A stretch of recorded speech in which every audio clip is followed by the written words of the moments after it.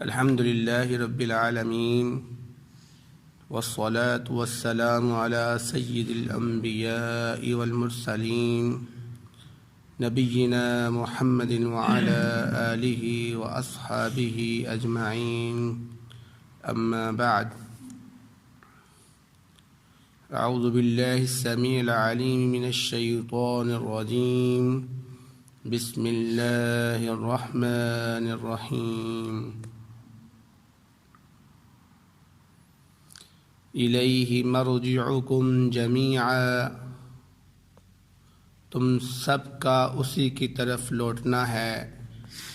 وعد اللہ حقا، اللہ رب العزت کا یہ سچا وعدہ ہے۔ انہ یبدأ الخلق ثم یعیدہ، کہ بے شک وہ شروع سے پیدا کرنے والا ہے اور پھر وہ دوبارہ اسے پیدا کرے گا۔ لیجزی الذین آمنوا، تاکہ وہ جزا دے ان لوگوں کو جو ایمان لے کر آئے۔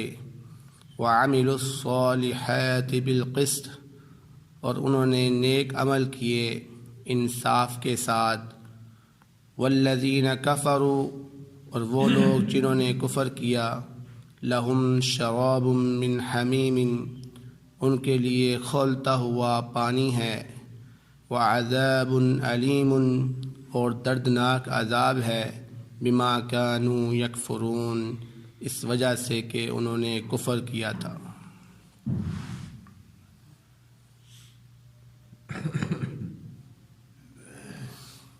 سورۃ یونس کی آیت نمبر 4 آپ کے سامنے تلاوت کی گئی ہے۔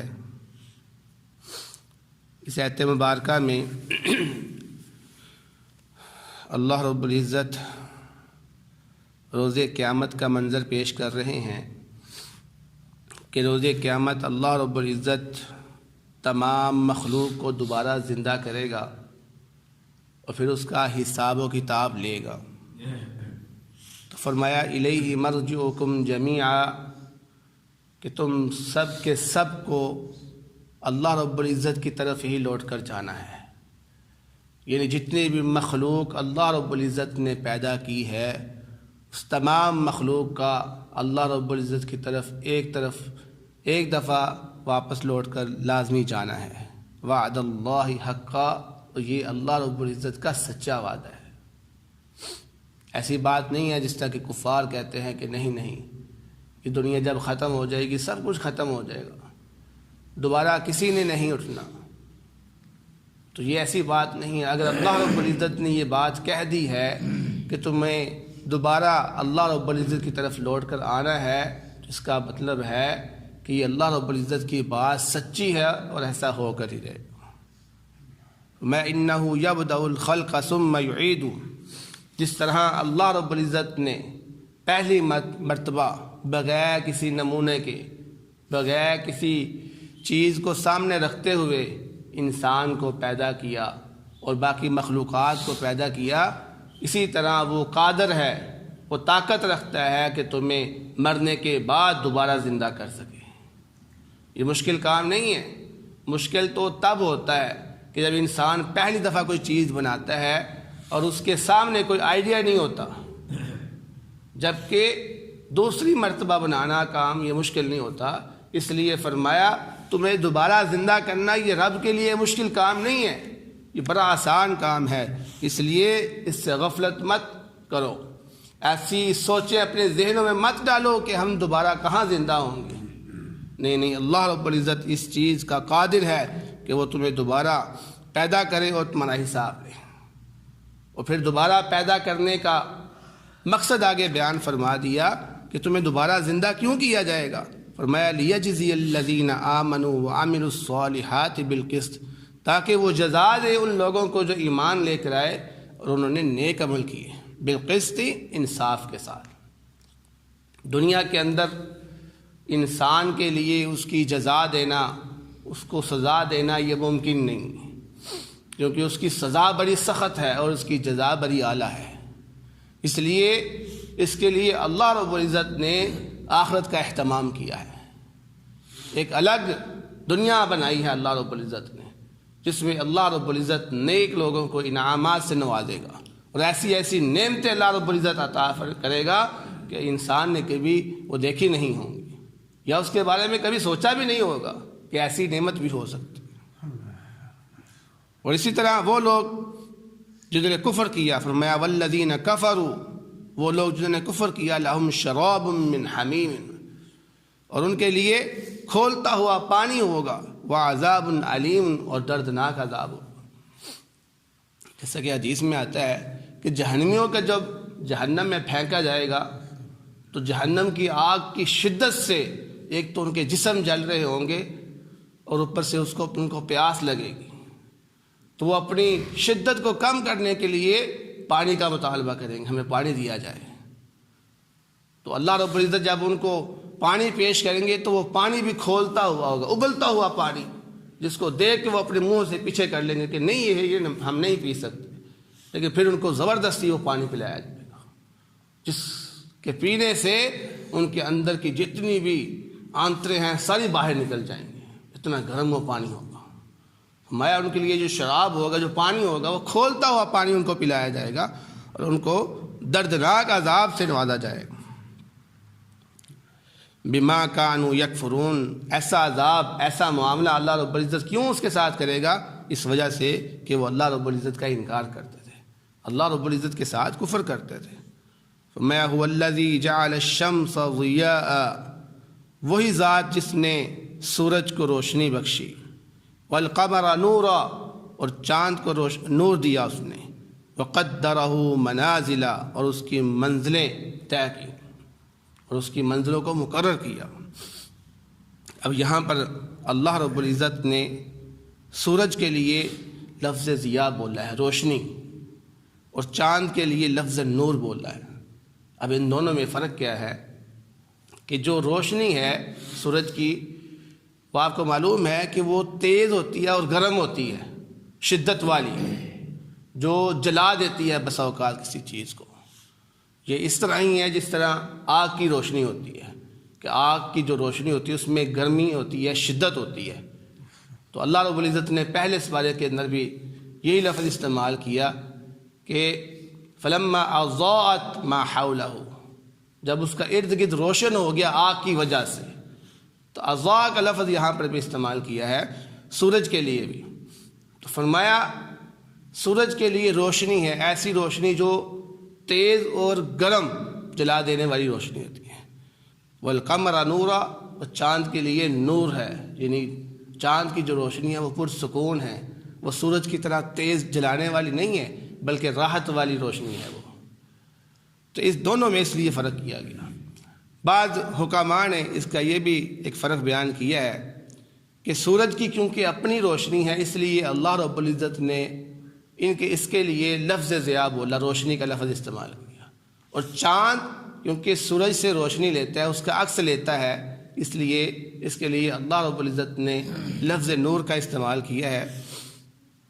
فرمایا وقدرہ منازل، اور پھر اس چاند کی جو ہے نا وہ منزلیں ہیں مقرر کی ہوئی ہیں۔ کس طرح سے منزلیں؟ یعنی اس کی 28 منزلیں ہیں، یہ ہر روز پہلے دن سے شروع ہوتا ہے اور 14ویں دن تک مکمل ہوتا ہے، ہر روز اپنی جو منزل ایک طے کرتا ہے، اور پھر 14ویں دن کے بعد یہ دوبارہ چھوٹا ہونا شروع ہو جاتا ہے، باریک ہونا شروع ہو جاتا ہے 28 تاریخ تک، یعنی پہلے 14 دن مکمل ہونے میں لگتے ہیں اس کے، اور پھر دوسرے 14 دن اس کے کم ہونے میں لگتے ہیں، اور پھر یہ 1 اور 2 دن غائب رہتا ہے تاکہ لوگوں کو اس سے حساب کتاب حاصل ہو سکے۔ فرمایا عدد السنین والحساب لتعلموا عدد السنین والحساب، یہ چاند کی منزلیں کیوں بنائی گئی ہیں، اس کا روزانہ کم ہونا اور زیادہ ہونا کیوں بنایا گیا ہے؟ تاکہ تم حساب و کتاب کر سکو، تاکہ تم سال کی گنتی کر سکو، مہینوں کو شمار کر سکو۔ اور آپ جانتے ہیں کہ سال کے اندر 12 مہینے ہوتے ہیں اور ایک مہینے کے اندر 29 یا 30 دن ہوتے ہیں۔ تو شریعت کا جتنا بھی نظام ہے وہ تمام کے تمام قمری مہینوں کے اعتبار سے کیا جاتا ہے، اس لیے اس کا استعمال جو ہے نا وہ بہت زیادہ ہے بنسبت عیسوی سال کے۔ فرمایا ما خلق اللہ ذالک الا بالحق، اللہ رب العزت نے نہیں پیدا کیا اس کو مگر حق کے ساتھ. یفصل الآیات لقوم یعلمون، وہ کھول کھول کر اپنی آیات کو بیان کرتا ہے ایسی قوم کے لیے جو یعلمون جانتی ہیں، جو علم رکھتی ہیں. تو یہ جو جتنی بھی باتیں ہیں اللہ رب العزت نے قرآن پاک کے اندر بیان فرمائی ہے، اللہ رب العزت فرماتے ہیں یہ اہل علم کو سمجھ آنے والی ہیں، یہ فہم رکھنے والے انسان کو سمجھ آنے والی ہے. جس کے پاس تھوڑا نالج ہے، علم ہے، عقل ہے، اس کو بات یہ سمجھ آنے والی ہے. جاہل لوگ کہاں اس سے سبق حاصل کرتے ہیں، وہ تو سنتے ہیں، ایک کان سے سنا دوسرے کان سے نکال دیا. نہیں، اصل جو اس سے فائدہ حاصل کرتا ہے وہ علم والا بندہ حاصل کرتا ہے کہ اس کو ایک ایک لفظ سے اس کو فائدہ ہوتا ہے اس کے. فرمایا ان فی اختلاف اللیل والنہار، بے شک رات اور دن کا بدلنا، وما خلق اللہ فی السماوات والارض، اور جو کچھ زمین و آسمان میں اللہ رب العزت نے پیدا کیا ہے، لآیۃ، البتہ یہ نشانیاں ہیں، لقوم یتقون، ایسی قوم کے لیے جو ڈرتی ہے. تو اس سے پہلی آیت میں اللہ رب العزت نے چاند کے مرتبے اور منزلیں بیان فرمائی تھی، اور اس آیت میں سورج کے مرتبے اور منزلیں بیان فرما رہے ہیں. یہ دن اور رات کا بدلنا یہ سورج کے تحت ہوتا ہے، لیکن سورج ہر روز اپنی کیفیت نہیں بدلتا. اس کی کیفیت جو ہوتی ہے وہ موسم کے حساب سے ہوتی ہے. آپ کو پتہ ہے کہ سردیوں میں سورج کے نکلنے کی جگہ اور ہوتی ہے اور گرمیوں میں اور ہوتی ہے. اسی طرح اس کے غروب ہونے کی بھی جگہ سردیوں اور گرمیوں میں بدل جاتی ہے. اور گرمیوں میں سورج بالکل بلندی سے گزرتا ہے، جبکہ سردیوں میں سورج تھوڑا سا نیچے ہٹ کر گزرتا ہے. اور یہ جو سورج کا تھوڑا سا نیچے ہٹنا ہے، اس سے ہی دنوں کے اندر تبدیلیاں آتی ہیں. یہ جو دن چھوٹا ہو جاتا ہے پھر بڑا ہو جاتا ہے، یہ اسی طرح ہوتا ہے کہ جب وہ بالکل آسمان کے اوپر سے درمیان سے گزرتا ہے تو دن بڑا ہو جاتا ہے، کیونکہ سفر لمبا ہو جاتا ہے اس کا. سردیوں میں وہ اوپر سے نہیں گزرتا بلکہ تھوڑا سا سائڈ سے ہو کر گزرتا ہے، جس کی وجہ سے اس کا راستہ کم ہو جاتا ہے اور اس سے پھر دن چھوٹا ہو جاتا ہے اور راتیں بڑی ہو جاتی ہیں.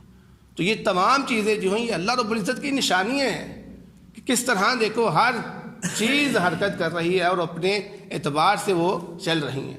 تو ایسا کیوں ہے؟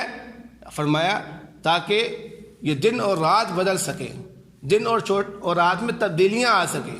اور یہ تبدیلیاں آنا یہ اللہ رب العزت کی قدرت کی نشانی ہے کہ دیکھو کس طرح سے وہ جو ہے نا یہ تبدیل ہو رہا ہے، بدل رہا ہے اپنے آپ. یعنی ایک جیسا نہیں ہے بلکہ وقت کے ساتھ ساتھ ہر چیز بدل رہی ہے، حرکت کر رہی ہے. تو کوئی نہ کوئی ایسا ہے جو اس کو چلا رہا ہے، جو اس کو بدل رہا ہے. اور پھر زمین و آسمان کے اندر کتنی چیزیں ہیں. آسمان کا منظر دیکھ لیں کس طرح اللہ رب العزت نے بغیر ستونوں کو اس کو کھڑا کر دیا. زمین کے اندر دیکھ لیں کس طرح سے یہ اللہ رب العزت مٹی کے اندر سے درخت کو نکالتا ہے، پودوں کو نکالتا ہے، اور وہی درخت جب دوبارہ اس مٹی کے اندر ڈال دیا جاتا ہے تو مٹی اس کو کھا جاتی ہے. یہ اللہ رب العزت کی قدرتیں ہیں. بارش دیکھو کس طرح قطروں کی شکل میں نیچے اترتی ہے. اگر آپ پانی پھینکے تو قطرے نہیں بنتے، لیکن آسمان سے اللہ رب العزت جب پانی پھینکتا ہے تو وہ قطروں کی شکل میں نکلتا ہے، جیسے کوئی جالی کے اندر سے پانی پھینک رہا ہے. تو یہ اللہ رب العزت کی قدرت ہے، اس کو پہچانو تاکہ تمہیں رب کی پہچان ہو. فرمایا یہ ان لوگوں کے لیے چیزیں ہیں، نشانیاں ہیں جو اللہ رب العزت سے ڈرتا ہے. تو اللہ رب العزت کا خوف جو انسان ہے وہ انسان کو سب کچھ ظاہر کرا دیتا ہے. اس لیے سب سے اہم چیز یہ ہے کہ اپنے دلوں کے اندر اللہ رب العزت کا خوف پیدا کریں. جب آپ کے دل کے اندر اللہ رب العزت کا خوف پیدا ہو جائے گا تو اللہ رب العزت کی قدرت آپ کو دیکھے پھر ہر چیز میں نظر آئے گی. تو دعا ہے اللہ رب العزت سے جو سنے ہیں اس پر عمل کرنے کی توفیق عطا فرمائے. بہترین صدقہ جاریہ حاصل کرنے کے لیے اس ویڈیو کو لائک، کمنٹ اور شیئر کرنا مت بھولیں.